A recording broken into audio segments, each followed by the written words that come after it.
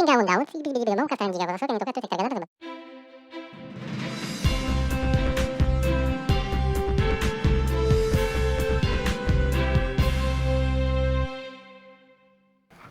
Welcome to Skippable News. I'm Jason Brown. I'm Jimmy T. And this is January 27th edition. Jimmy, it's been a tough week already, hasn't it? Beyond description. I was so excited. Saturday, Sunday, relaxing, got things done around the house, and Sunday evening I was sitting there going, I'm actually looking forward to work. And then I get a call from a friend who is in the buttermilk, stuck in the snow, and for about 3 hours from 6:20 to 9:20, we had this hellacious experience. By the time I'd gotten up there, he'd gotten himself free. And then, but I was on the hill this way and he was on the hill that way. There's no way to turn around in the snow, so we had to carefully back up. Had to shovel snow out from underneath my vehicle, so my back was out for a couple of days. My neck was stiff from having to look over the right. What friends will do for friends, That's what right? friends will do for friends. That's right. So anyway, and then you lost the... I lost a CFAS card. Yeah. It's a little 2-inch by 2-inch square, about an eighth of an inch. If you've seen it anywhere, there is a reward for it. We'd really like to have our CFAST card. It says CFAST 2.0 on it.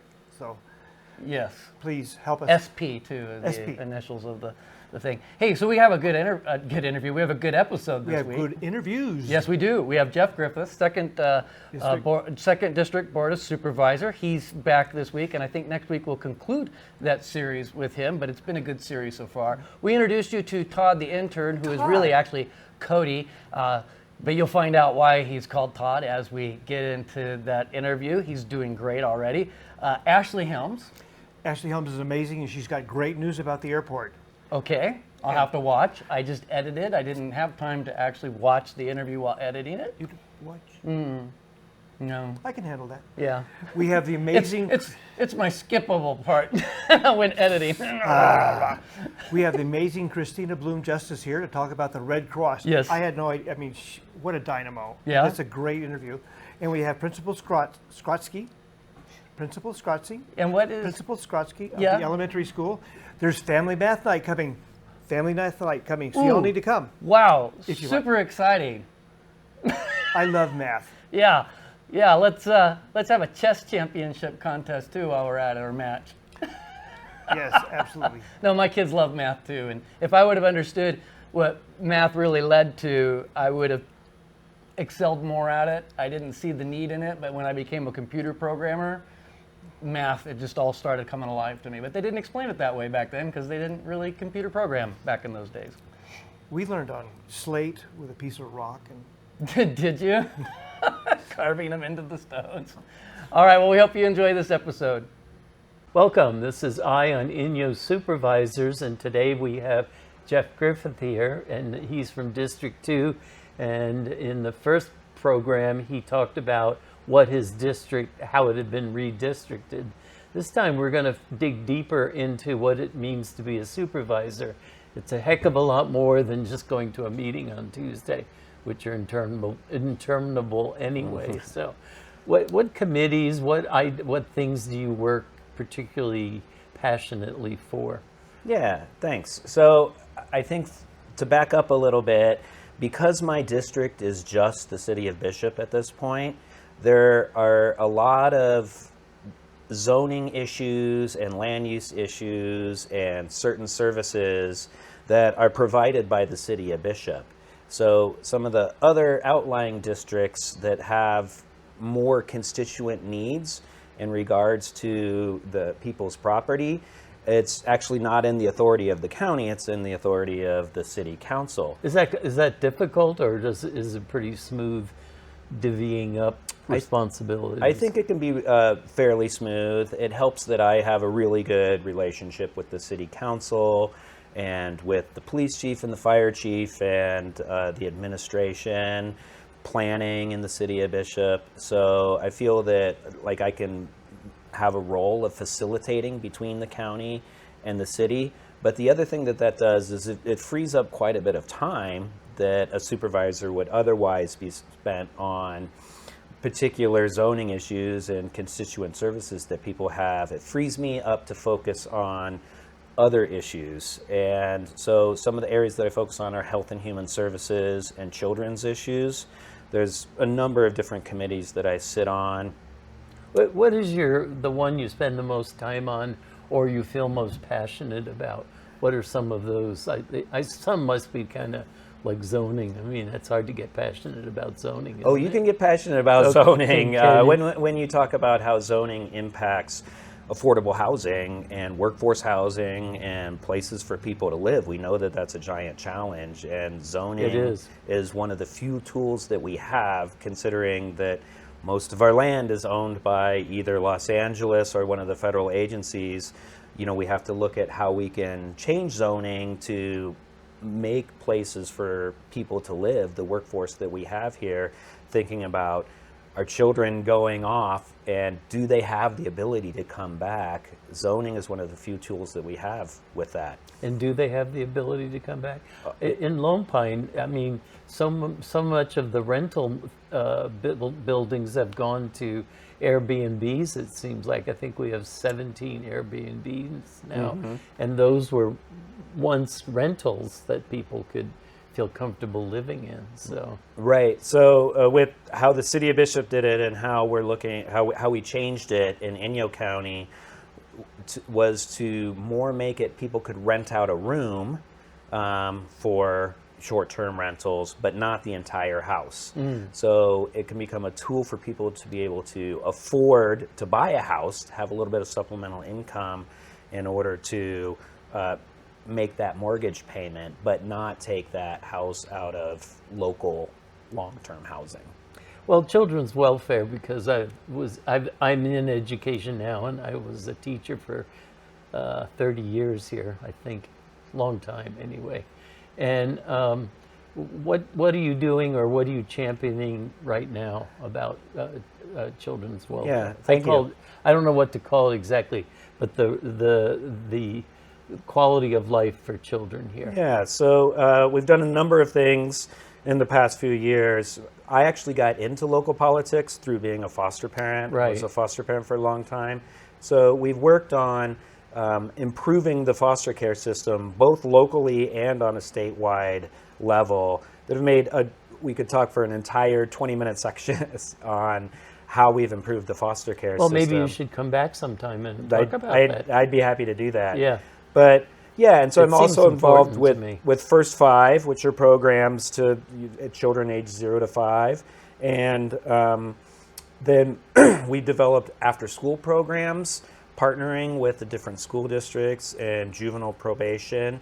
And we're also partnering with the superintendent of schools office in the county to invest heavily in student mental health and really build that capacity coming Being out on of the the county pandemic. school board, that's probably the part I see most commonly. So, so will you come back and do another segment in just a few minutes? Happy to do it. Happy right. to do it, Chris. This is Chris Langley with Eye on Inyo Supervisors and Jeff Griffin. Thank you for watching. Hi, my name is Gretchen Skrotski, and I'm the principal at Bishop Elementary School. We want to invite all families through Bishop Elementary School and throughout the county of Inyo to come to our Family Math Night, February 2nd from 6 to 7 p.m. Again, Family Math Night will take place on February 2nd from 6 to 7 p.m. in our Bishop Elementary cafeteria. There'll be plenty of games that families can learn to play at home. There'll be raffle prizes, refreshments, and we hope to see you there, rising to greatness. Well, we just learned that Jimmy, our cameraman, can count backwards from 5 to 1 very successfully with his hand. Good job, Jimmy. We're proud of you. We are here. I'm Jason Brown, and this is our new intern, Cody, a.k.a. Todd. We'll get to that in a bit. But tell us about yourself. That was great. No, seriously, tell us about yourself. I am a junior in high school, Bishop Union High School. Right. I'm really happy about that. My freshman year, I decided to transfer over to Bishop. Because you went to Big Pine. Yes, I did go to Big Pine. Okay. It was a really interesting transition, going from a really small school of 180 kids to a high school of 600-something kids. It was insanity at first. But through a couple ways, and mainly just school itself, I made a couple friends and got to know people. It was really fun. Yeah, now you're a junior. We're halfway through the year. Oh my gosh. How did you end up meeting us? Well, you guys, Jimmy, Jason, and Chris, Right. decided to come to my yearbook classroom, Right. and we all gathered in a circle. It was fun. Kumbaya, my lord. Yeah, exactly. And they stood in front of us saying, "Hello, we are from Laughing Parrot Production, and we are looking for people to intern in order to teach them about filming and editing, film editing, and other stuff like that." And me being the kind soul I am, I just You raised your hand. I I'm interested. as the kind soul I am, I decided to raise my hand. Yeah, we appreciate it. What video experience have you had so far up to now? Not very much compared to what probably you guys have, but mainly like filming birthday events, anniversaries, and maybe some school events, which was really fun. Yeah, and what do you want to learn the most by being at Laughing Parrot? Mainly just filming and editing, as I was told I was going to learn, Yeah. which was just being able to like have connections through any means, pretty much, to famous actors, Hollywood directors, even film commissioners such as Chris. Previous film commissioner. Previous Yes. film- amazing guy. Yes. Just learning how to do whatever you guys do. Okay, and so far, your future goals have already changed by just being at Laughing Parrot. Is that correct? Absolutely, yes. So what do you want to do now? Right What's your now, plans? You're going to graduate high school. What are you going to do? I'm going to go 2 years to Saracosa. Okay. Going to go through Smart. my That'll be free. yes. I'm going to go through my A through G classes, at least a few of them, just to finish those up, and then I'm going to hopefully go to UNR and do 4 years majoring in cinematography, photography, teaching, and minoring in Spanish. Wow, that is awesome. So we will teach you what you need to know about a camera. You'll probably go up to UNR, learn film, and come back and go, you should have done it this way, and this way. That's the goal. That'll be great. Well, we have plenty of work for Todd. You want to tell him how that happened? You know what? It was your rough day. It was Why my don't rough you day. tell them? Okay, having a rough day, walking down the hallway, needed something, and I turned around, and I know his name was Cody, but I turned around and said, Todd. And as soon as it came out, I'm like, and I'm like, I mean Cody. And it stuck since then. And now all future interns will always be known as Todd. Absolutely. And it also comes from our favorite movie, one of our favorite movies, Christmas Vacation with Chevy Chase, when, why is the floor wet? No. Todd, why is the floor wet? I don't know, Margo. Exactly. And so Todd just kind of stuck and became a running joke. And I think it's something that we'll have to adopt for the rest of our entire history of Laughing Parrot. Well, we have plenty of work for you. We cannot wait to get you up to speed, because as soon as we do, then we'll start paying you, which is going to be fun. Our first big project that will happen is going to be Mule Days. And then we've got the California High School Rodeo. Then we've got Junior Livestock. And then we've got the fair. And it just, all of summer will be a good time for you. Summer will probably be when you learn to edit, because we'll have more time. Right now we're limited on time with Cody because of school. Gets out at like 3:30, so we only have him from like 3:30 to 5, sometimes only till 4:30. So it's really hard to teach editing that time period, but we definitely will get his camera skills up to par, and they have to be by May, because these are big projects where Cody here is going to have to run his camera all by himself without interaction from any of us, because we'll all be doing our own cameras. So we're excited about it. Just leave it. Sorry for that rough cut, but I was informed by our cameraman, Jimmy, that I completely left out some very important material to discuss to you, our viewers. Todd, what projects have you already worked with us on? I've worked with This Crazy Life. I've also filmed The Grinch, and I helped film Skippable News. And what did you enjoy about all those so far? Just being behind the camera and seeing how life behind the scenes is like. It's very interesting. Cool. Well, you heard it here from Todd, that he enjoys film. He's going to get better at it. He's going to end up going off to school. We're excited. We really are. We're glad to have you. And we look forward to seeing you in the future when you've all graduated, rich, successful. Remember us, so that maybe we can work with you on one of your projects. We'll intern for you, Todd. Oh, Todd, we're not worthy. Oh, Todd, we're not worthy. Anyway, thanks for watching. Hi, this is Gretchen Skrotski, principal at Bishop Elementary School, and we are looking for used or new blue jeans for a Art for the Sky activity that all of our 860 students will engage in on February 7th. So again, my name is Principal Gretchen Skrotski at Bishop Elementary School, and we are looking for new or used blue jeans. So if you have any, please drop them off in the front office at Bishop Elementary School. Thank you.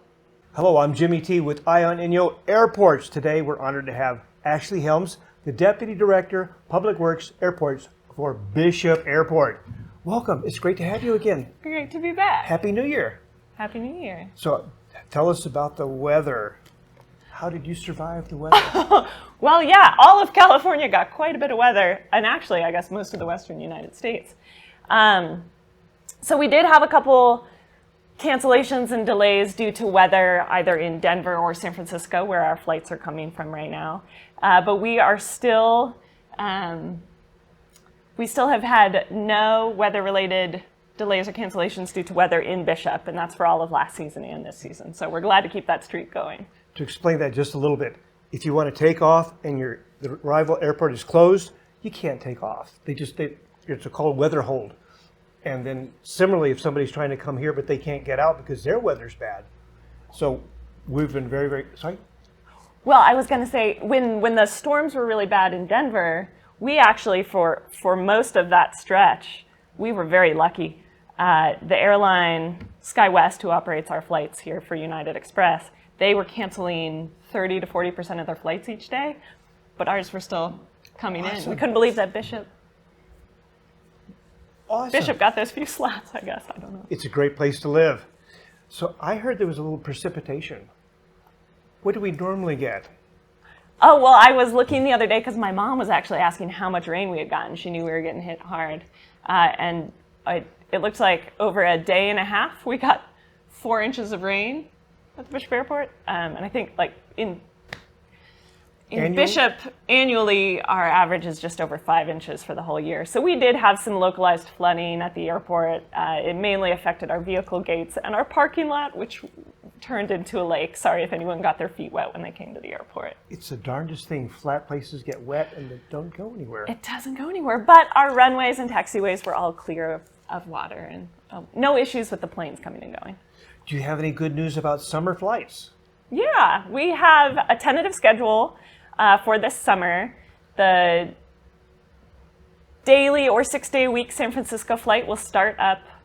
It's anticipated on June 24th, and that will continue at least through Labor Day, which is September 4th this year. And those will hopefully be available on United's website for booking within the next month. And you said there's a new airplane coming. We've talked about it in the past. Tell us about the new jet. Yeah, so SkyWest and United Express, they will be switching, we'll stay tentatively still, to the Embraer 175, which is their newer fleet of regional jets. It only has 6 more seats, so it's about the same size, but it's a much newer fleet of aircraft. So that will greatly increase our reliability as far as mechanical and maintenance issues that might come up. We're expecting those to decrease greatly. Yeah, Embraer makes amazing products. Props and jets are awesome. And regional jets, that's the way to go. It's like a sports car. You take off and you land. Yeah, so that's still on target for the summer service. Should be starting back up with that new aircraft. Awesome, cool. Yeah. Do you have any other words, advice, wisdom? Fly local. Fly local, and don't forget about the locals discount. Go to visitmammoth.com/fly local for information about the locals discount for both the United flights and the advanced air flights into the Mammoth Airport. Ashley, again, thank you for coming in. It's always a pleasure. Do you get the class type 3 de-icing fluid for me? No? I forgot to bring it. Oh, I'm darn. sorry. Okay. This is Jimmy T with Eye on Inyo Airports with Ashley Helms, the Deputy Director of Public Works Airports for Bishop Airport.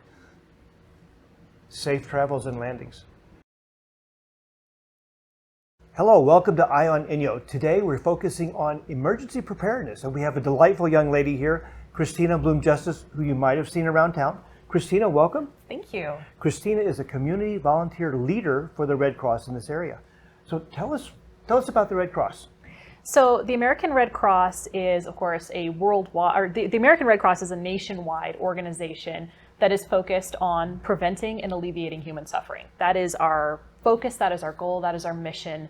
We are impartial, we are neutral, and we get in there, we get the job done. And here locally, we are focused, we have a disaster action team, which means that we, during especially single family home fires, that's the biggest thing that the Red Cross responds to nationwide, is we go in after a home fire and we help take care of that family or those homeowners or the people who lost their residence, and we help them get back on their feet. We focus on that immediate response the first 48 hours or so after a home fire, and we help them figure out what they're going to do next. So that's kind of on the small, the very, very base of what we do. And then of course from there it just scales. There's so much that the Red Cross does. We have blood services, we have services to the armed forces. We actually are the only organization that has been ordered by Congress to help with communications to the armed services and help their families be able to communicate with them when they're deployed overseas. That's a huge part of what we do. And then we do a lot of preparedness and a lot of, we have nationwide, we have our pillowcase project, which is geared towards roughly about 3rd to 5th grade students. And we talk to them about what to do if your house catches on fire, what to do if the smoke alarm goes off. And then we have our Prepare with Pedro program, which is for kindergartners, and that's a lot of fun. For the kindergartners, we have Pedro as a character. He's a penguin. He's a very lovable penguin. And he talks about, okay, what noise does a smoke detector make? What do you do when a smoke detector goes off? And it really helps kind of start that conversation with families. The kids go home, they talk to their parents, and it helps families sort of establish a plan, because what are you going to do if a wildfire is coming towards town and you have to evacuate? And what do you grab? What do you do in those kinds of situations? So that's a huge part of what we do as well. So you talked about the elementary school has Pedro the penguin, and sorry, that was kindergarten. Yes, Elementary and then school the has- pillowcase project, and then as for older grades and adults, we also do Red Cross Ready, which again also talks about preparedness. We also, one of the things that we have started doing, as of course Red Cross is known for our CPR training. We have a certified CPR course where you can go in, you can get a certificate, you've got the CPR training, and you do the whole program. But then there's also compressions only CPR, which I'm a compressions only CPR instructor. And that's just a short presentation that just talks about, okay, if you're not comfortable doing the breathing and all that basic, how do you do CPR compressions? And that can save someone's life. And that's another piece of the training that's offered through the Red Cross. Wow, and I've actually had an experience with the Red Cross when I was in Japan. My grandfather had a heart attack, and they contacted me and said, hey, grandfather, call, your grandfather's not happy. Yeah, that's a good program. Yeah. So these are mostly blue skies, your projects you're talking about now. So what is this red sky? Gray skies. Gray skies. So that's the preparedness stuff is a lot of what we do during Blue Skies. We do fundraising because the Red Cross is not a government agency. We are entirely funded by donors and by donations. We are a nonprofit humanitarian organization. So that's what we do during Blue Skies. During Gray Skies is what we call it when there's a disaster. And that's when you really get to see the Red Cross in action. And during Gray Skies, I am an EMT, emergency medical technician, with Disaster Health Services. So we open up the shelters. For instance, I was just recently in Florida for Hurricane Ian. And that operation, that was definitely a Gray Sky operation. It was huge. We had, at one point, about 1,000 volunteers on the ground in Florida from all over the country. At one point, I was with a team of people. We had a labor and delivery nurse from Michigan. We had a psychiatrist from New York. We had me as an EMT from California, and then we had a flight paramedic from Florida, and we were all working together as a health services team responding during that disaster. So in the sheltering, and the Red Cross, I like to describe it kind of as like an engine. When you put the key in the ignition, you don't see all the pieces and parts that are all moving together to make the thing run, but it just works together so beautifully. And I wish I could describe it how amazing it is to see all these people. You walk into Red Cross headquarters at a disaster, and you have the logistics people, and you have the transportation people, and that are working on getting the volunteers to and from the disaster, because we go in 2-week rotations. And so at any given time, you have people coming and going that are coming from all over the country, and getting them to the shelters to work, or to, we have what are called IRVs, which is a vehicle that goes out into the disaster zone and provides hot meals to people who are working on cleaning up their debris. And because a lot of times there's no gas, there's no electricity, and having a hot meal is, you don't realize how much of a luxury that is until you're in that kind of situation. So disaster health services, what we do is in the shelters, like I was stationed at a shelter in Venice, Florida for about a week and a half. And we had 140 people in our shelter, and we were dealing with that many people, and they've all lost everything. So we work on replacing durable medical equipment. A lot of people lost their nebulizers in the hurricane. That was a big thing we had to work on getting replaced. We work on helping them replace their glasses or their medications, or I had one person who had a wheelchair that got destroyed. And then actually, interestingly enough, in my shelter, there were 2 people who were visually impaired. And I was able to help them, especially the one had been recently visually impaired and didn't know resources that were available to help him adjust to life with a visual impairment. So we were able to connect him with Lighthouse for the Blind and some other organizations for classes along those lines. So that's kind of a little idea. That's the short version of what I do during Gray Skies. So, if you talk about locally when some has a fire, for example, what is the most important thing that a Bishop neighbor can do for them? Do we give them a gift card? Do we give you the gift card? What do you do first to help somebody who's had a fire? So here locally, we have a team of 5 people. We're all sort of cross-trained and wear multiple hats, because that's how things go here. So our disaster action team in Bishop, and we serve all of Inyo County, and then we also work in partnership with our volunteers in Mono County, because we have some very experienced Red Cross volunteers in Mono County. If there's a home fire, usually what happens is the fire department will contact the National Red Cross, which will then contact the local volunteers and connect us with the victim of the fire. And we'll make sure that they have a hotel for the night. We will ask them about durable medical equipment, because Disaster Health Services also works with home fire victims. And we'll make sure that they have whatever they need to get them through the first 48 hours. And then another really neat component of the Red Cross is, and we do this in both our big disaster shelters and on the micro level, sort of with the home fires, is we work on helping them come up with a roadmap. What is your plan going to look like going forward? Helping them connect with especially community partners. Red Cross is really good about working with community partners. So on the national level, we're talking FEMA, and of course the Salvation Army is one of our amazing sister organizations that does a lot to help with that sort of thing as well. Our focus is kind of that immediate need, but we also help people sort of figure out their plan. How do we work with your insurance company? That was a big part of what we did on Hurricane Ian, was disaster assessment. So on my side with Disaster Health Services, we could contact a person's insurance company and verify that their house was a total loss. And that was, really, you see these disasters happen all the time on TV. But being able to be there on the ground, making a difference, and actually helping people, and just being the shoulder to cry on, it's so incredibly rewarding. And it was an amazing experience. So you also mentioned blood services. What can the average person do to help Red Cross with blood? So nationwide, of course, we hear all the time there is a shortage of blood donations. So here locally, there are blood drives. They're not through the Red Cross, but donate blood. Wherever you do it, donate blood. But we do, of course, nationwide, the American Red Cross is one of the biggest blood drive organizations for gathering blood. And it's one of the most incredible and rewarding things that you can do for another human being. It saves their lives. Give the gift of life, with blood. Yeah.